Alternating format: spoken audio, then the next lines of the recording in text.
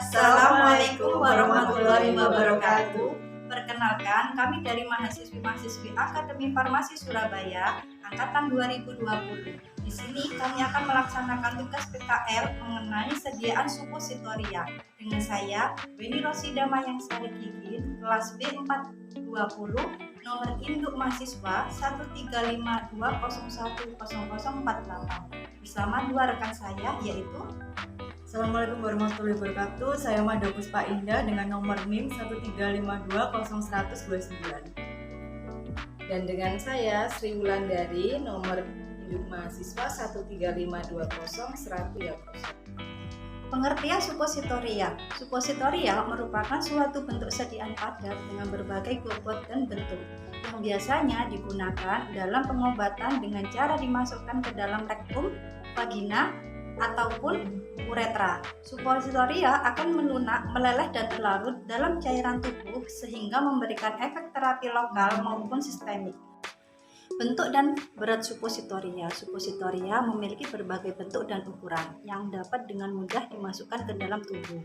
Supositoria rektal biasanya memiliki panjang 32 mm atau kurang lebih 1,5 inci dengan bentuk silinder dan ujungnya yang runcing pada salah satu kedua sisinya.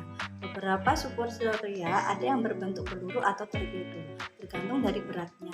Bobot supositoria rektal untuk dewasa yaitu sekitar 2 gram, menggunakan basis lemak coklat. Sedangkan untuk bayi dan anak-anak sekitar setengah dari bobot supositoria dewasa dengan bentuk seperti pensil. Penyimpanan obat supositoria. Guna menjaga stabilitas obat supositoria harus disimpan dalam lemari es dengan rentang suhu 2-8 derajat Celcius dan tidak boleh dibekukan. Di sini saya akan menjelaskan mengenai kekurangan dan kelebihan supositoria serta alasan mengapa dokter meresepkan supositoria. Untuk kelebihannya sendiri, supositoria mempunyai kelebihan yang pertama, tidak menyebabkan nyeri dan mudah digunakan dibandingkan dengan rute parenteral. Yang kedua, dapat mencapai konsentrasi tinggi pada rektum bila diinginkan efek lokal. Untuk yang ketiga, mudah digunakan terutama pada pasien anak-anak, pasien dengan keluhan mual dan muntah, serta pasien dengan kesulitan untuk menelan. Dan keempat, mampu menghantarkan obat dengan dosis yang lebih besar dibandingkan rute oral. Sedangkan yang kelima, menghindari terjadinya iritasi pencernaan jika diberikan secara oral. Dan yang terakhir, dapat digunakan pada obat dengan bau dan rasa yang tidak enak bila diberikan secara oral.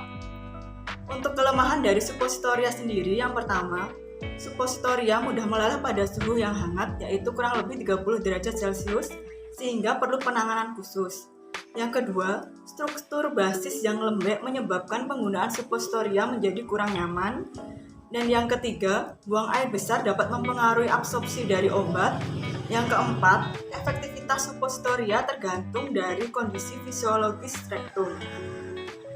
Untuk selanjutnya yaitu alasan dokter meresepkan supo kepada pasien, salah satunya yaitu pasien mengalami kejang sehingga tidak dapat mengkonsumsi obat secara oral. Dan yang kedua, memiliki penyumbatan yang menghambat atau menghentikan pergerakan obat dalam saluran pencernaan. Berikut cara penggunaan sediaan supositoria. Yang pertama yaitu cuci tangan dengan menggunakan sabun dan air mengalir. Kedua, jika supositoria melembek, tahan di bawah air dingin atau tempatkan di lemari es selama beberapa menit supaya mengeras sebelum melepaskan bungkusnya. Ketiga, buka bungkus supositoria dan letakkan pada jari dengan menggunakan sarung tangan sekali pakai.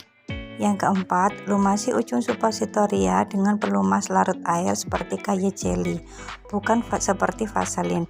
Jika tidak memiliki pelumas ini, basahi ujung supositoria yang membulat dan dubur dengan air dingin. Yang kelima, berbaring di sisi dengan kaki lebih rendah diluruskan dan kaki bagian atas ditekuk ke arah perut. Keenam, angkat pantat atas untuk mengekspos daerah dubur.